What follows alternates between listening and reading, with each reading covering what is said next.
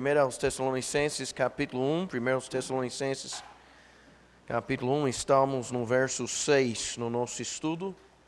Primeiro aos Tessalonicenses 1, verso 6. Algumas referências, ou seja, endereços bíblicos desses estudos paralelos estão nos slides, porém alguns não são, então peço que os irmãos prestem atenção. Caso você queira fazer as anotações, nem tudo está no slide, tá? Ok, irmãos? 1 Tessalonicenses 1. Vamos mais uma vez ao trono de Deus, pedindo a bênção do Senhor sobre o estudo. Vou pedir para o irmão Conte, se o irmão poderia se levantar e orar.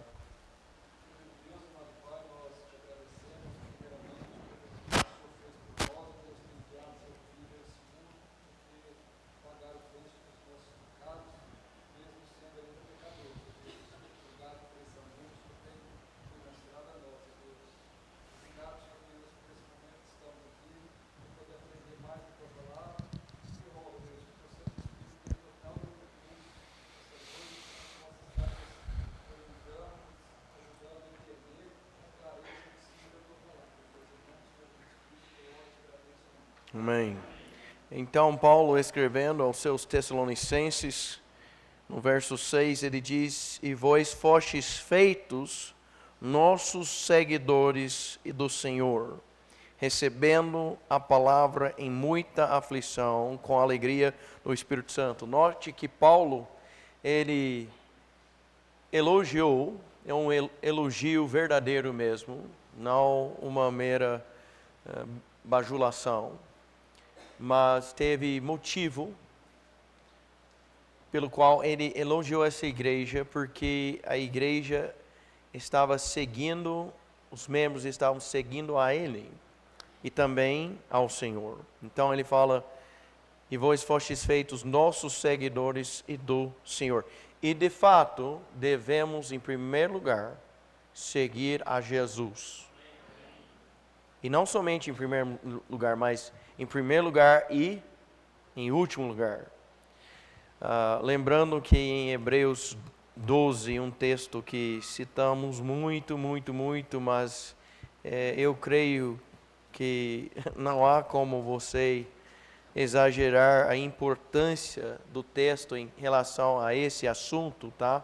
Hebreus 12, verso 1.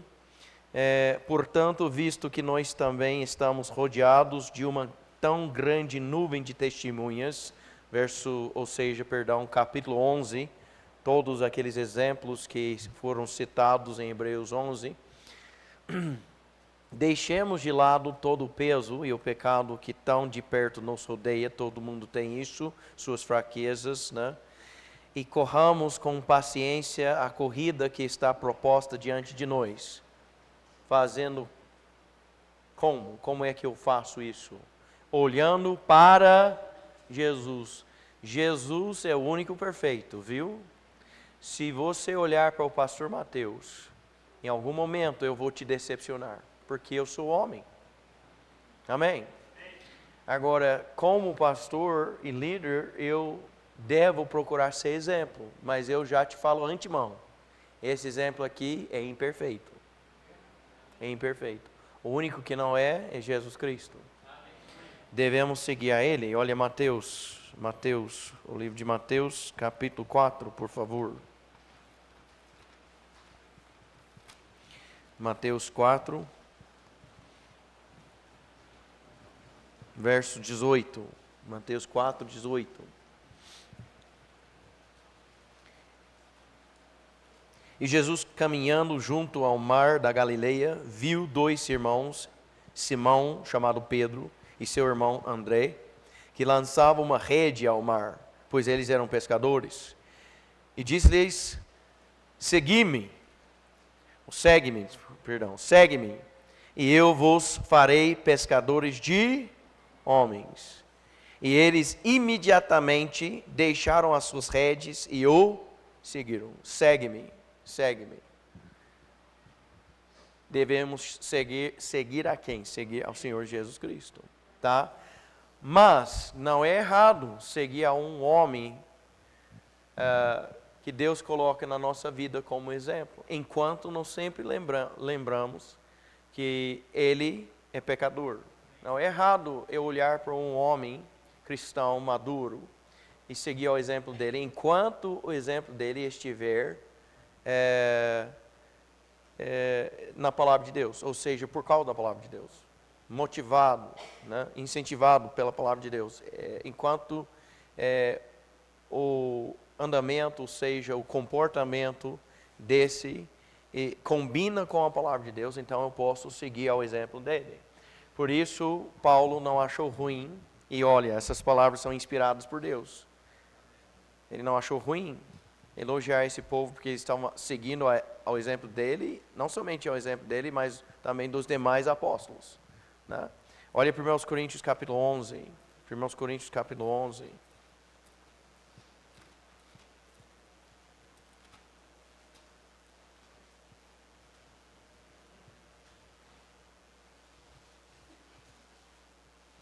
Irmãos Coríntios 11, verso 1.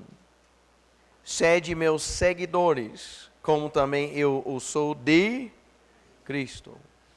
É para ser um seguidor mesmo. Vocês seguem a Cristo, mas vocês seguem também ao exemplo que Deus coloca na sua vida de um homem que está seguindo a Cristo. Note que ele disse, sede meus seguidores, como também eu sou de Cristo. Se o homem está seguindo a Cristo, se a mulher está seguindo a Cristo, amém, pode seguir o exemplo. Graças a Deus por esses exemplos. É seguir, não é imitar. Você não é eu, não sou você. Não faça, pastor Mateus faz assim, então, porque ele faz assim, deve ser espiritual. Eu vou usar bota porque ele usa bota. Não tem nada a ver. Amém? Não tem nada a ver, né? A gente tem usos e costumes, mas isso não quer dizer que eu faço usualmente, o que é meu costume, significa que isso é algo espiritual. Amém? Amém. Quando eu estudei no seminário, nosso pastor ele era muito conhecido, pastor presidente do seminário, e ele tinha certas manias, todo mundo tem, né? Aí teve muitos alunos seminaristas que imitavam ele, achando, se eu pregar assim, então é que isso significa que a mão de Deus está sobre mim. Não, seja quem você é, amém? Não tenta ser outro, Deus te criou daquele jeito para Ele usar você, amém? Então, seguir o homem nesse sentido. Como assim? Seguir ele nos bons hábitos que ele tem, em questão da fidelidade dele.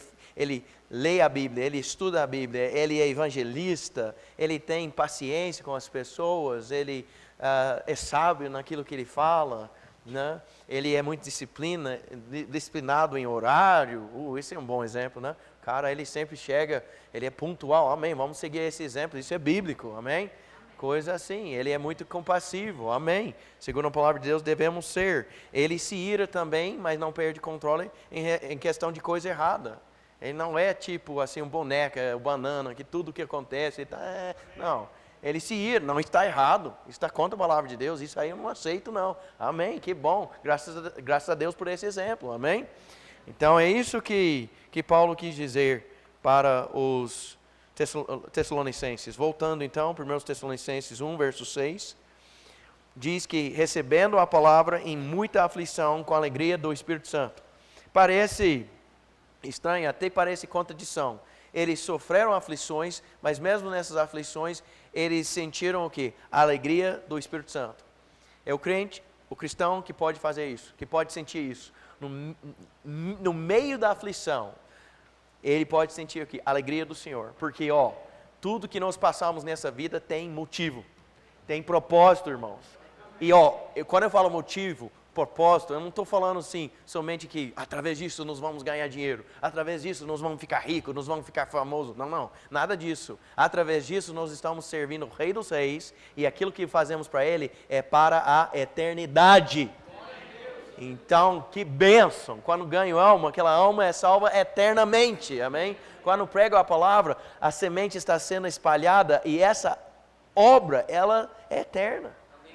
E ela não vai voltar em vão, vai vazia, quer dizer. Deus, Ele olha aquilo, e aquilo é importante. Mesmo se a congregação, o povo aí, a multidão não aceitar, o seu Pai, Ele aprecia aquilo que você fez. Ele se agrada naquilo que eu fiz por Ele. Amém? Igual um pai que faz com criança. Meus filhos, de vida e mecha, me traga a Lindsay e Tanner. Sempre estão me trazendo uns desenhos.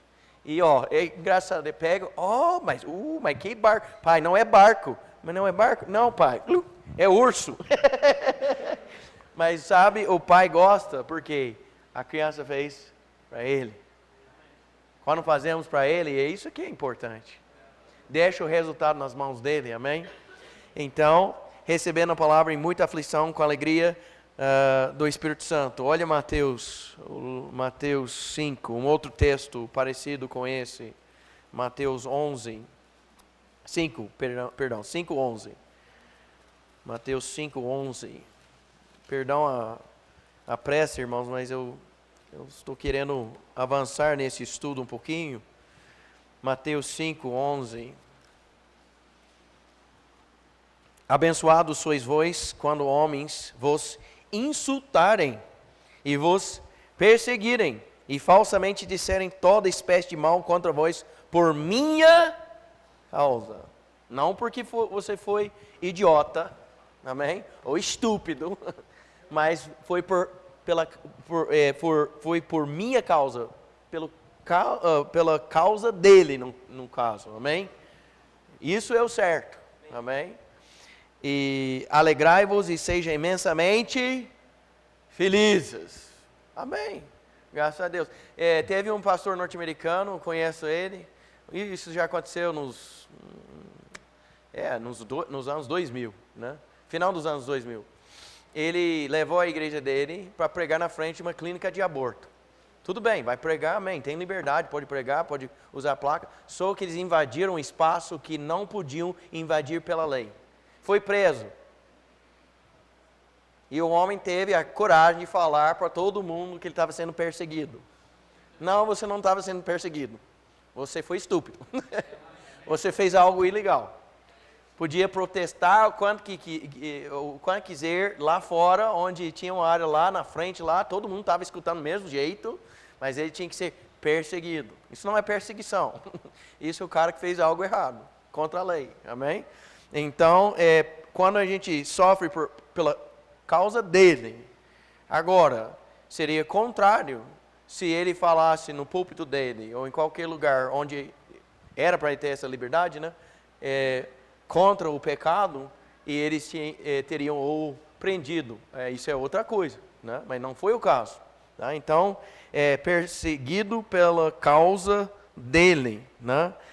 Mas quando isso acontecer, podemos nos alegrar e podemos ser imensamente felizes, porque grande é a vossa recompensa no céu. Você lembra o que eu falei? Nós temos motivo. Amém? Nós temos uma razão por que nós fazemos o que nós fazemos. A vossa recompensa no céu é o quê? É grande. Grande é a vossa recompensa no céu, pois assim perseguiram aos profetas que foram antes de vós. Olha, se você, pregando em público, né, ou no seu serviço, nunca recebe nenhuma perseguição, talvez você deveria considerar aquilo que você está falando. Porque o evangelho vai ofender.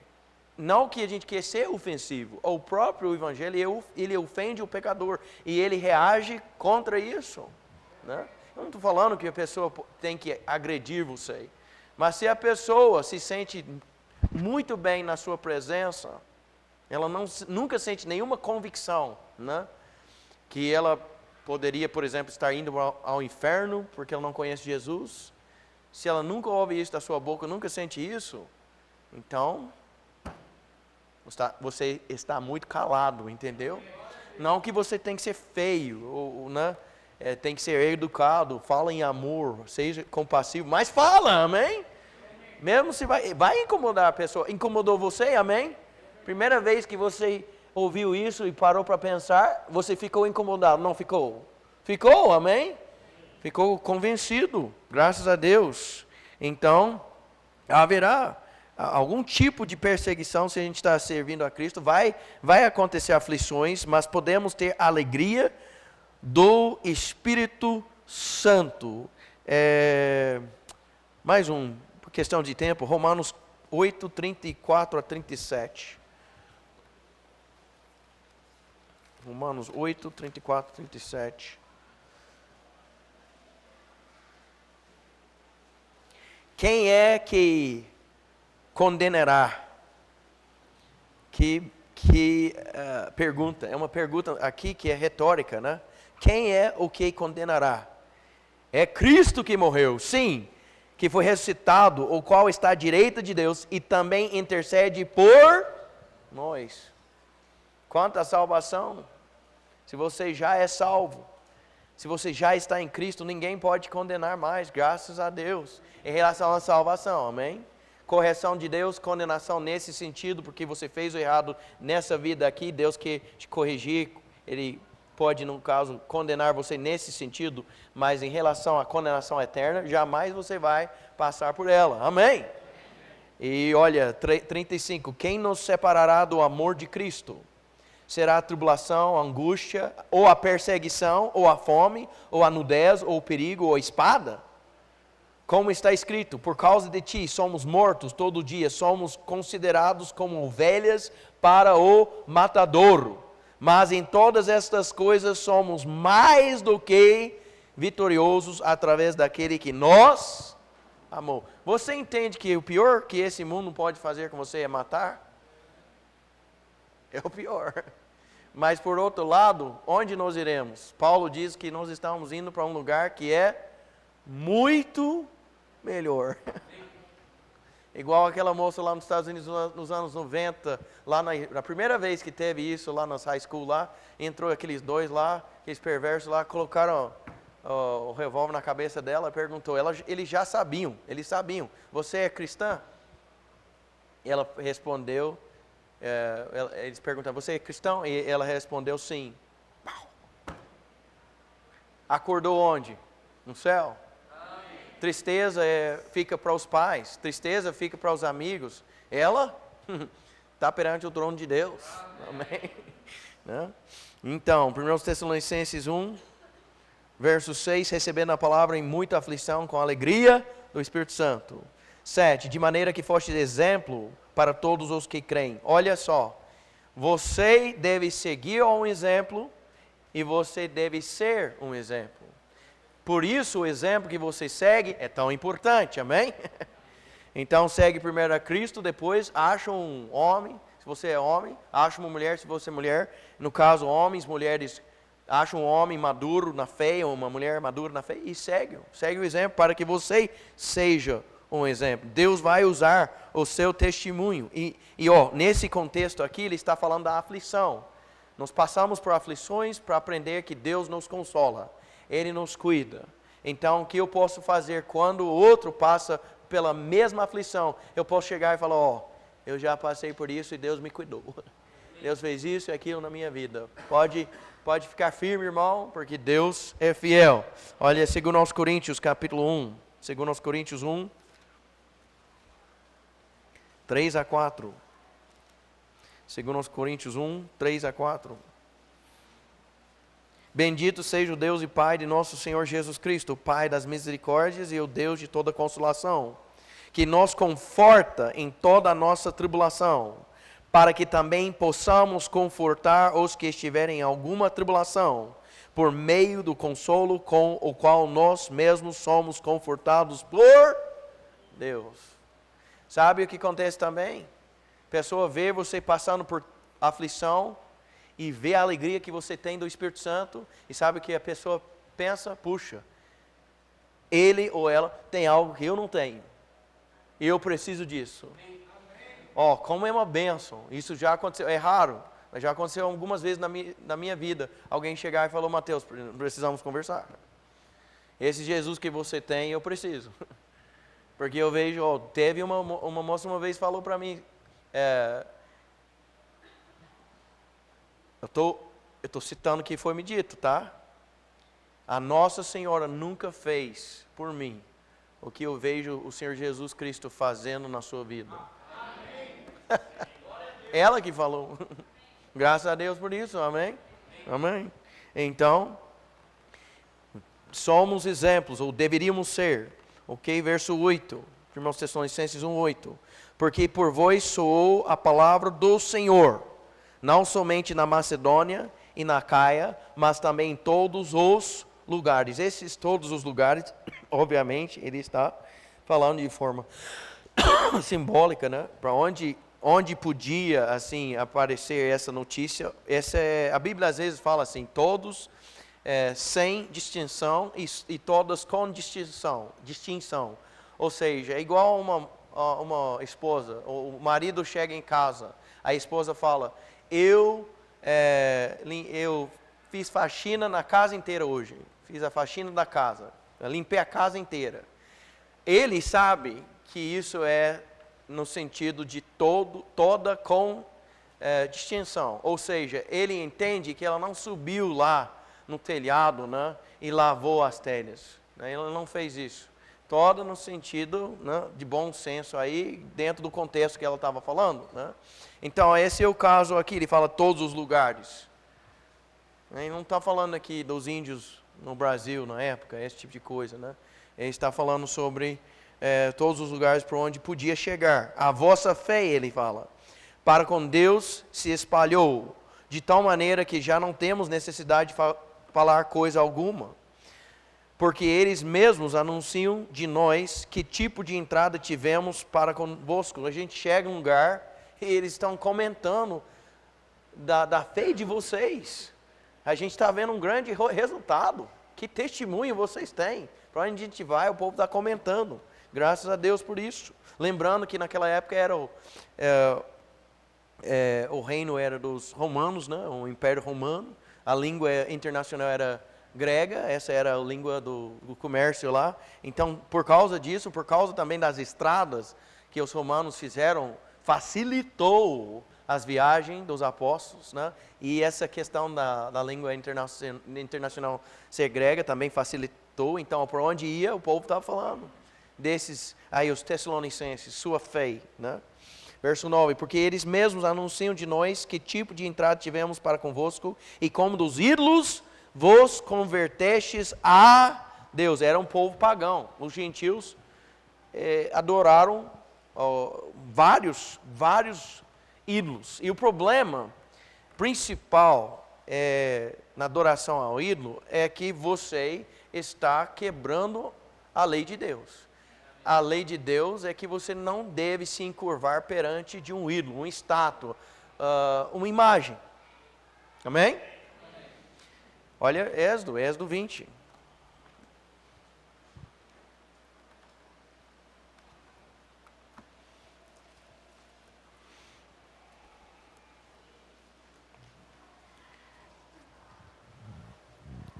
Eu acho interessante o caso das nações aqui na América Latina. Todas elas são católicas. Todas, não tem uma exceção. E olha bem para a história.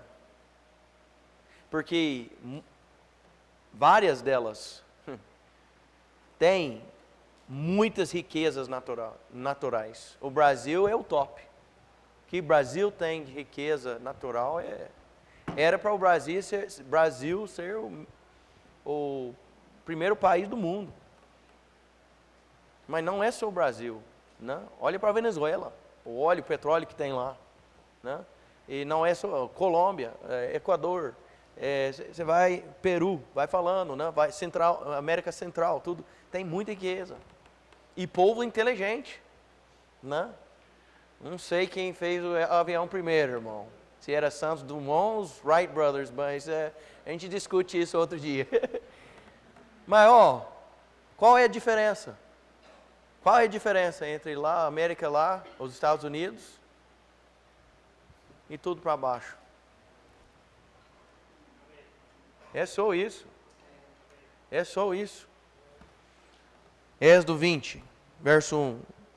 E Deus falou todas essas palavras, dizendo: Eu sou o Senhor teu Deus, que te tirou da terra do Egito, da casa de servidão. Não terás outros deuses diante de mim. Essa é a primeira lei, ou seja, o primeiro mandamento é esse do 3. Não terás outros deuses diante de mim. O segundo já começa no verso 4.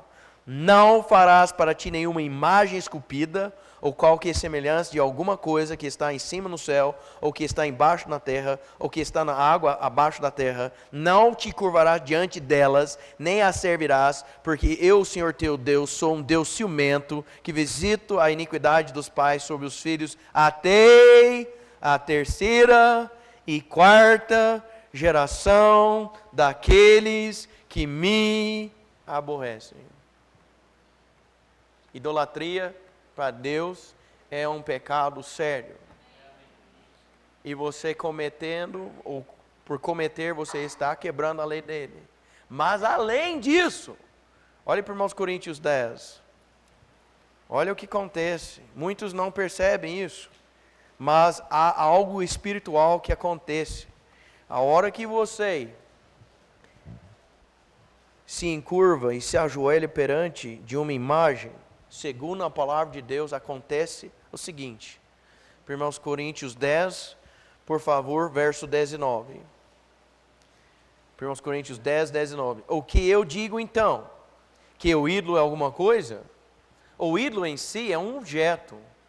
A imagem é um objeto, não é nada. Em si ele não é nada, é um objeto.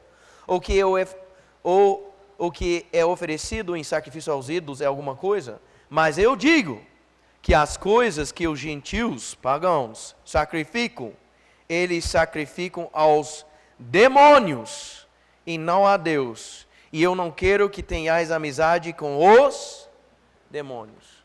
Segundo a palavra de Deus, se você fizer uma imagem, pode ser imagem qualquer, de homem, mulher, pode ser de animais, qualquer tipo de imagem. Quando você se encurvar perante a imagem, você está venerando, adorando um demônio. Isso pela palavra de Deus. Você já parou para pensar por que tem essa afeição, a traição para um objeto, um ídolo? Porque tem isso.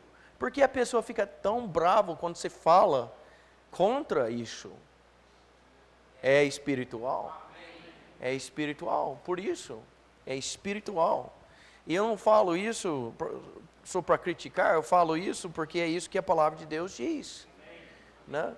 É isso que a palavra de Deus diz sobre o assunto. Mas olha, não são idólatras somente aqueles que se encurvam perante de imagens, tá? Isso é muito importante que você perceba também, porque segundo a palavra de Deus, vamos voltar lá para 1 Tessalonicenses. Se você fechou igual eu, você está meio perdido.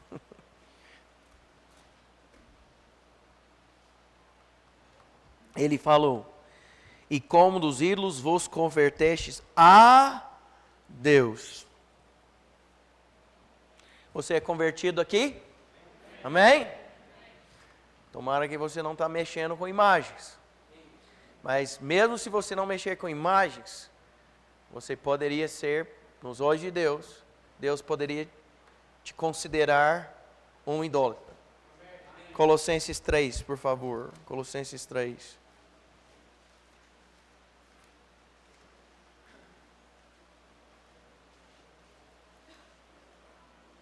Colossenses 3, verso 5. Colossenses 3, 5. Mortificai, portanto, os vossos membros que estão sobre a terra: a fornicação, a impureza, a afeição desordenada, a vil concupiscência e a avareza. A avareza é o quê? Idolatria. Avareza.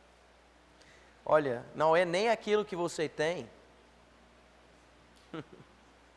Avareza. Aquilo que você cobiça. Tem gente pobre que é pior do que a pessoa que tem dinheiro. Eu não estou justificando nenhum lado. Se o rico ficou rico de forma errada, de forma criminosa, ilegalmente, ele está errado. Amém? Mas o pobre que Deus, por algum motivo ou outro, não permitiu que avançasse nessa área financeira, e se essa é a vontade de Deus, amém. Eu penso assim, que Deus não me deu $1 milhão porque Ele sabe o que eu faria se eu tivesse. Eu tenho medo, gente. Eu tenho medo. Amém. Igual lá em Provérbios, o homem falou que me dá o que eu preciso, Senhor. O pão diário, amém. É isso.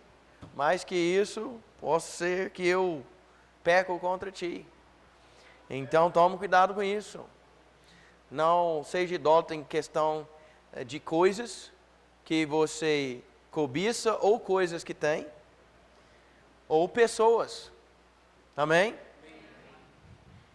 Tem marido que acaba idolatrando a esposa. Esposa que acaba idolatrando o marido. Pais que fazem isso com seus filhos. Os ídolos de vários pais são seus filhos. Tome cuidado. Que a bênção de Deus não acaba sendo o seu ídolo. Que não te atrapalhe. Deus nos abençoa, mas que aquela bênção não vira maldição na minha vida. Amém? Nós tivemos um rapaz aqui na igreja anos atrás, e ele sempre queria ter uma chácara, ter um sítio lá na roça. Eu sou da roça, eu estou a favor disso. Porém, quando ele adquiriu aquilo, nos domingos, ao invés de estar no culto, sabe para onde ele estava? Sabe onde ele está hoje? E há muito tempo, e não é só essa igreja que ele não vai, ele não está indo em nenhuma. Nada. Ele orou, Deus me dá uma chácara, Deus, eu quero um sítio. Deus, na graça dele, misericórdia, não sei se era a vontade perfeita de Deus, ou sou permissiva, mas ele adquiriu. Graças a Deus, pelos pedidos que Deus também às vezes responde com não. Filho, você não precisa. Às vezes, se ele nos desse, a gente faria uma besteira. Se afastasse dele. Ok, vamos lá, 1 Tessalonicenses.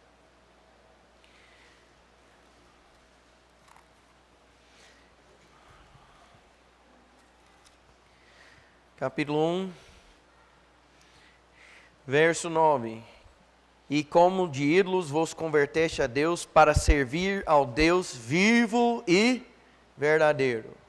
Deus não te salvou para você ficar sentado, esquentando o banco.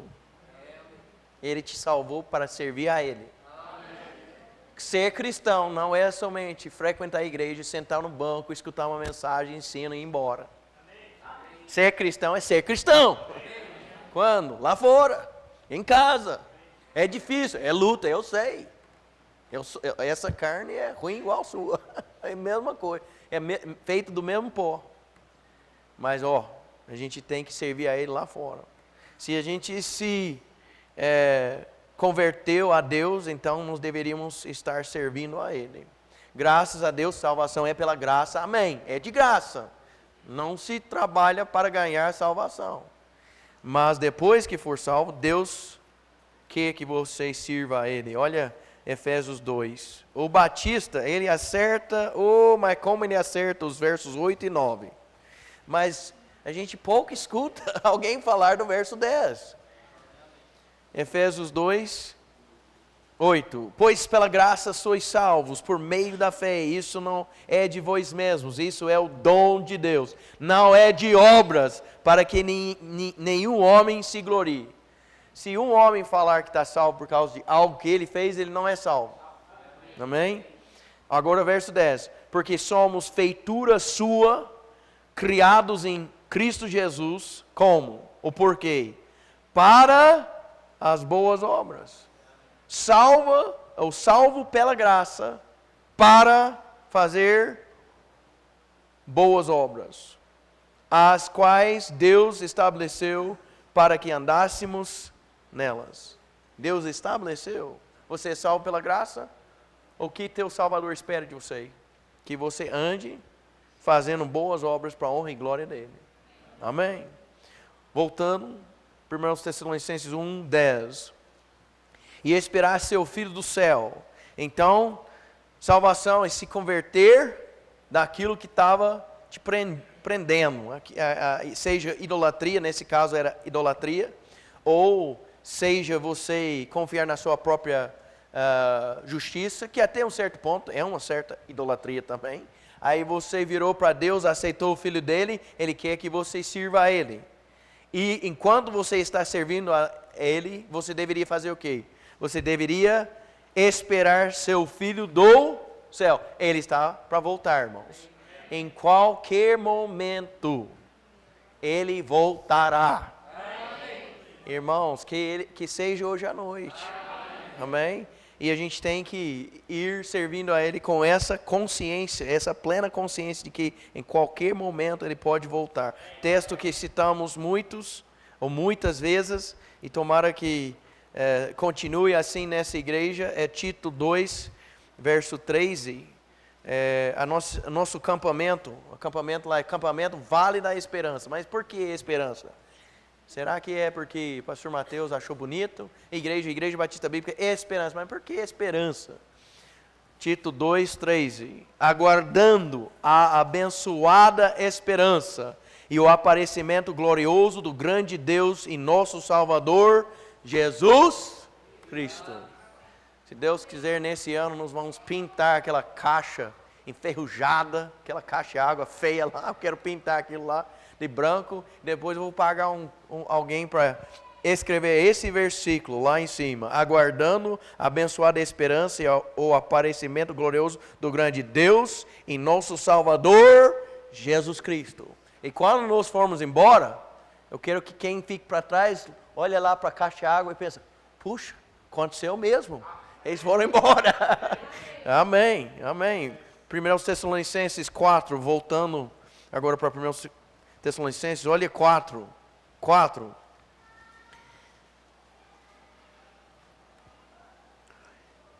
15. Dizemos, pois, isso a vós pela palavra do Senhor, que nós, os que estamos vivos e permanecemos para a vinda do Senhor, não precederemos os que dormem, porque o mesmo Senhor descerá do céu com brado e com a voz de arcanjo e com a trombeta de Deus, e os mortos em Cristo ressuscitarão primeiro, depois nós, os que estamos vivos e permanecemos, seremos arrebatados juntamente com eles nas nuvens, a encontrar o Senhor no ar, e assim estaremos para sempre com o Senhor. Nada nos livros de gibi, nos filmes de ficção, compara com isso. Essa aqui é verdade. Nada no Marvel, nada nesses super-heróis é igual a isso. Essa aqui é verdade. O verdadeiro super-homem, Jesus Cristo, vem buscar a sua noiva. Quem que é? Os salvos. E ao subir, nosso corpo será transformado em um corpo glorificado. Você pode achar que não vai acontecer. Vamos apostar? Eu te encontro lá no julgamento, então. Tomara que você aceita Cristo antes, amém? Vai acontecer. E estamos aqui para esperar o Filho do céu. Verso 10, 1 Tessalonicenses 1:10. A quem ressuscitou dentre os mortos, Jesus que nos livrou da ira que há de vir. Eu não estou aqui com ansiedade, medo que eu vou passar pela tribulação. Eu não vou passar por essa ira.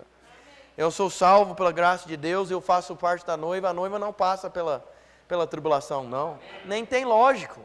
A tribulação, é muito claro que a tribulação serve principalmente para a nação de Israel. Sim, Deus vai lidar com as nações gentias e esse último império dos gentios, que já foi,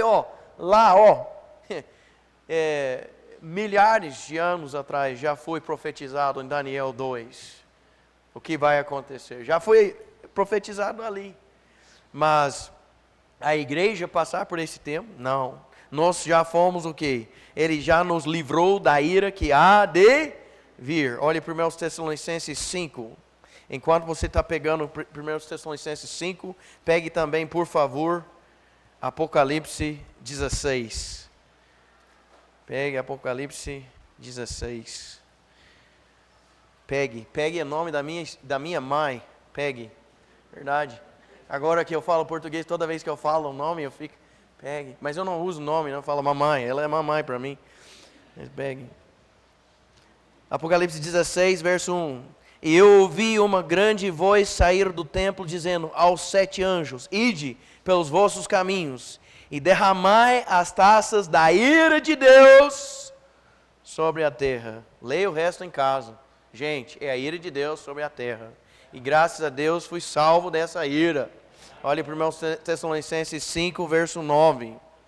Porque Deus não nos designou para a ira, mas para a aquisição da salvação por nosso Senhor Jesus Cristo. Sabe o que você deveria estar fazendo? O que deveria sempre estar na frente da sua mente, não no fundo, mas à frente, bem à frente, em tudo que faz, não esqueça a volta do Senhor. 2 Timóteo 4, verso 8. 2 Timóteo 4, 8. Desde agora me é estendida uma coroa de justiça, a qual o Senhor, o justo juiz, me dará naquele dia. E não somente a mim, mas também a todos os que amam a sua aparição. Sabe, tem uma coroa para quem fica pensando. Tem uma coroa para aquele que vive aguardando, ansioso, almejando a volta do Senhor Jesus Cristo. E quando eu olho para esse mundo, quando eu olho para esse pecado dentro de mim, não é difícil eu desejar a volta do Senhor Jesus Cristo. Amém. Mas olha, a gente tem que tomar cuidado. Teve um filho norte-americano lá nos Estados Unidos, as mamães, eles põem um biscoito, tipo cookie, né? Não é biscoito, na verdade, é cookie. Eles põem os cookies, né, num potinho lá. Toda mãe tem potinho com cookie lá dentro. E aí teve um menino lá de 5 anos de idade. E essa aí já aconteceu muitos anos atrás, na época que podia fazer isso. Mas ia deixar a criança em casa e ir lá na esquina, no supermercado lá, mercadinho lá, comprar uma coisa. Hoje em dia eu não aconselho isso, mas naquela época eu podia. E ela falou, filho, eu vou lá no mercado comprar uma coisa lá que eu preciso. Você fica aqui, não saia, né? E ela falou, não coma os cookies, não pega um cookie lá, você sabe que já teve um hoje, já dá para o dia, não pode comer mais, tá? Aí ela foi embora. E ele fez o quê? Pegou a cadeira, encostou lá, né, no armário, subiu lá, pegou o potinho, abriu lá, pôs a mão, e a mãe saiu da casa, tomou uns passos, lembrou o quê? Que ela esqueceu alguma coisa. Voltou a hora de voltar lá, abrir a porta, onde estava o filho? Ele estava lá com a mão no potinho. Pegou ele. Irmãos, que a volta do Senhor Jesus Cristo não seja assim para nós, amém? Que o Senhor não volte e você está com a mão no potinho. Amém? Amém. Nós sabemos que ele vai voltar. Esse menino, ele tinha a plena certeza de que a mamãe iria voltar, amém? Só que ele não sabia quando. E a volta dela foi mais rápida do que ele esperava. Amém? Irmão, não consegui começar 2, mas você já sabia, né? O pastor falou, abre o 2 lá, mas não vai dar certo. Ok, vamos lá. Por favor, irmão, se coloque em pé. Ore, por favor, pelo irmão Eric e irmão Alisson. Falei para o irmão Eric, irmão, vai lá, ore. Participa lá do ministério lá, tem um pastor norte-americano lá, ele e a esposa estão sendo muito assim amorosos, graciosos, assim hospitaleiros, vão